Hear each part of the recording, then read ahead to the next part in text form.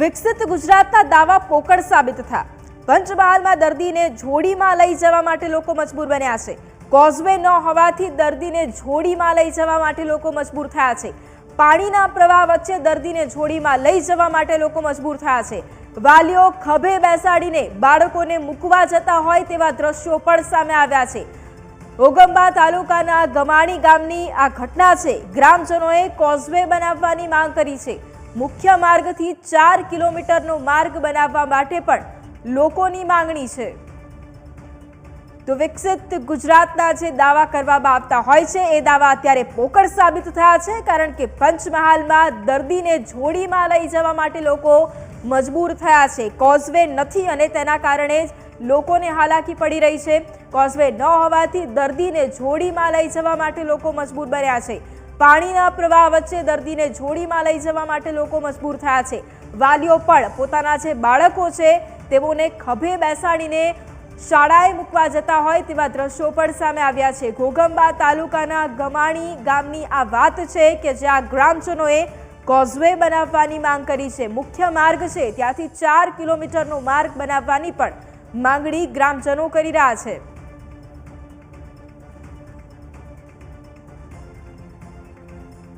અહીંથી અમારે લગભગ 4 કિલોમીટર રોડ દૂર પડે છે। ત્યાં સ્કૂલો પ્રાથમિક શાળા ત્યાં છે। આ છોકરાને ભણવા માટે અમારે જવા માટે આ નદી પાર કરીને જવા માટે અમારે બહુ તકલીફ પડે છે।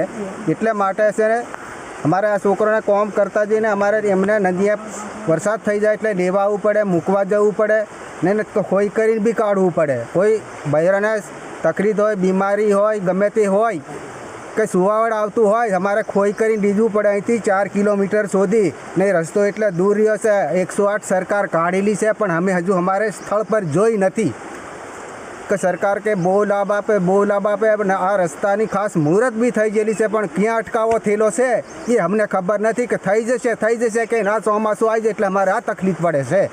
ભણવામાં જવાની બહુ તકલીફ પડે છે કેમ કે અહીં નાળું નથી બંધાતું અને એ બાંધી દેતા હોય તો સારું, કેમ કે અમુક ટાઈમે અમારે જીવનો જોખમ મૂકીને અહીંથી ભણવા જવું પડે છે। અહીંયા રસ્તાની બહુ જ જરૂર છે અને અહીંયા નાળું બી નહીં અને આખા ગામના બધાને જ તકલીફ વધારે પડે છે કેમ કે અહીંયા સ્મશાન અહીંયા અમારી બાજુ થયેલું છે, અહીંયા ખૂણામાં રહેલું છે એટલે બધાને જ બહુ તકલીફ પડે છે અહીંયા માટે આવવા માટે। એટલે રસ્તાની બહુ જ જરૂર છે।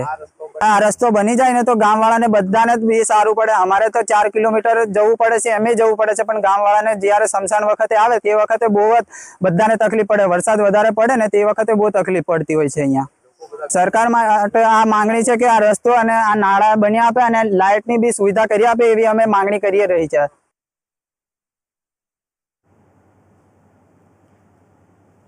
તો સંવાદદાતા દશરથસિંહ પણ ફોન લાઈન પર છે।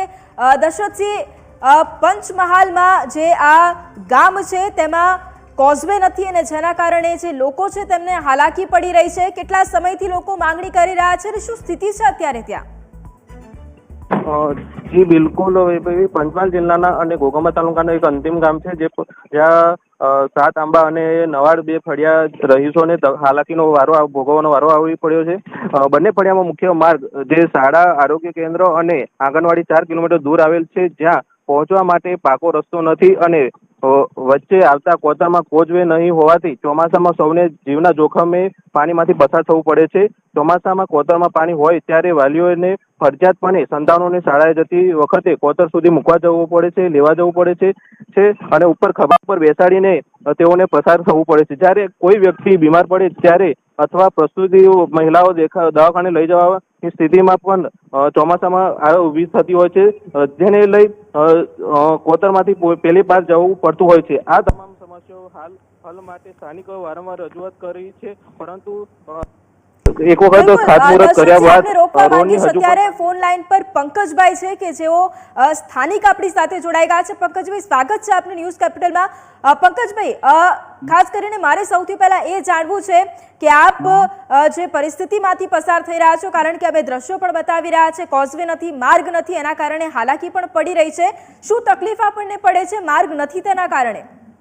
હા, તકલીફ એવી પડે છે કે ત્યાં રસ્તો બી નથી, કોઈ નાળું બી નથી અને અંદર નિશાળેથી 4 કિલોમીટર જેટલો અંદર રસ્તો નથી, એવું છે।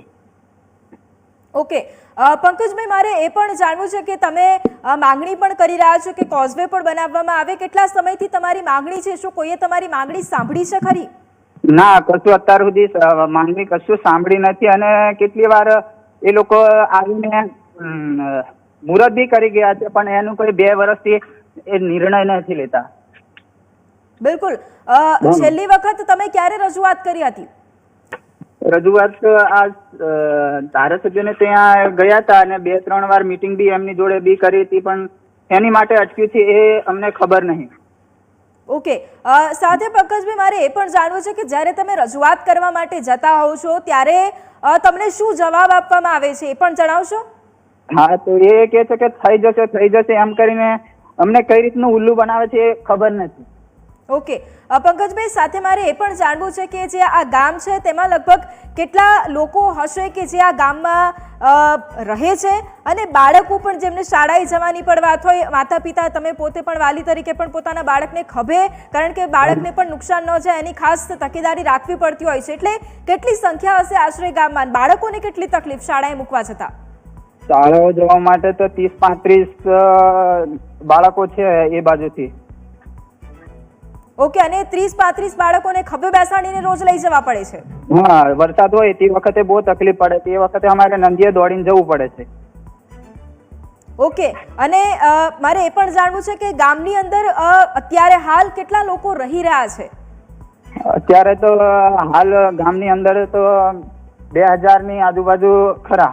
બિલકુલ, પંકજભાઈ, અમારી સાથે આપ જોડાયા, આપનો ધન્યવાદ. અત્યારે ફોન લાઈન પર SM કોલચા કે જેઓ TDO છે તે અમારી સાથે ફોન લાઈન પર જોડાઈ ગયા છે. SM સાહેબ, સ્વાગત છે આપનું ન્યૂઝ કેપિટલમાં. SM સાહેબ, છેલ્લા કેટલાય સમયથી પંચમહાલનું આ એક નાનું ગામડું છે અને જેમાં સતત લોકો એ માંગ કરી રહ્યા છે કે તેમના માટે કોઝવે બનાવવામાં આવે, કાચો રસ્તો બનાવવામાં આવે, ગમાણી આ ગામ, પરંતુ છતાંય તેમની માંગણી નથી સ્વીકારવામાં આવતી. શા માટે એક સમય લાગે છે? કારણ કે જીવના જોખમે લોકો ત્યાંથી પસાર થાય છે.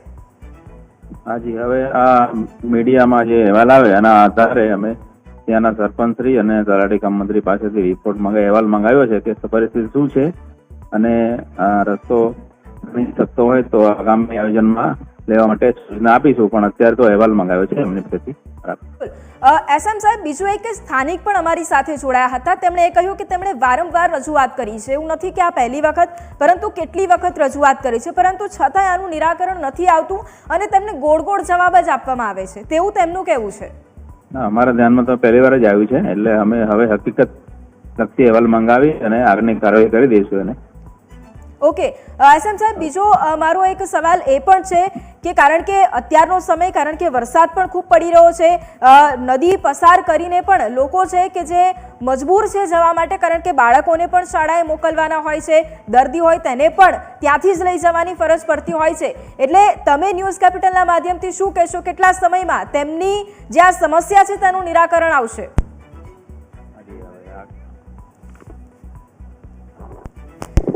તો ફોન લાઈન પર અમારી સાથે ધારાસભ્ય ફતેહસિંહ ચૌહાણ પણ જોડાઈ ગયા છે. ફતેહસિંહજી, ખૂબ ખૂબ સ્વાગત છે ન્યૂઝ કેપિટલમાં આપનું. સૌથી પહેલા તો પંચમહાલનું એક ગમાણી ગામ જે ખૂબ નાનું એવું ગામ છે અને કેટલાય સમયથી સ્થાનિકો રજૂઆત કરી રહ્યા છે કે તેમને એક રોડ મળે, કોઝવે બને, કારણ કે નદી પાર કરીને લોકો મજબૂર બની ગયા છે જવા માટે. સતત એમની માંગણી છે. માંગણી ક્યારે પૂર્ણ થશે? હેલો, મારો અવાજ આવી રહ્યો છે આપને? હા જી, મારો સવાલ આપને એ છે કે પંચમહાલમાં આવેલું એક નાનકડું ગામ ગમાણી ગામ કે જ્યાં નદી છે અને લોકો એ નદી પાર કરવા મજબૂર બન્યા છે, કારણ કે કોઝવે નથી, પાકો રસ્તો પણ નથી. કેટલાય સમયથી લોકો માંગણી કરી રહ્યા છે. તેમની માંગણી ક્યારે સંતોષવામાં આવશે? બેન, એમાં એવું છે, એ ગામમાં રસ્તો મંજૂર થયેલો છે, પણ જમીનનો વિવાદ હોવાથી અને જગ્યા ફેરફાર થવાને કારણે કામ અટકેલું છે. એનું ખાતમુહૂર્ત થઈ ગયેલું છે, એટલે ટૂંક સમયે કામ ચાલુ થવાનું છે. જી, ફતેહસિંહ, એમાં કોઈ એમાં 2 રસ્તા મંજૂર થયા છે, તળેલા ફળિયા, પટેલ ફળિયા, પણ સવાલ હતો કે જગ્યાનો ફેરફાર થઈ ગયેલો, એટલે એસ્ટિમેટ બદલાવા માટેની કાર્યવાહી ચાલુ છે અને રોડ મંજૂર છે. જી, ફતેહસિંહજી, સ્થાનિક અમારી સાથે જોડાયા હતા, તે એવું કહી રહ્યા છે કે વારંવાર એમણે રજૂઆત કરી છે પણ એમને ગોળ ગોળ જવાબ આપવામાં આવે છે. તેઓ એ આક્ષેપ કરી રહ્યા છે. એ બધી જવાબદારી સરપંચની છે. સરપંચે વિવાદ ઉભો કરેલો જગ્યા ફેરફાર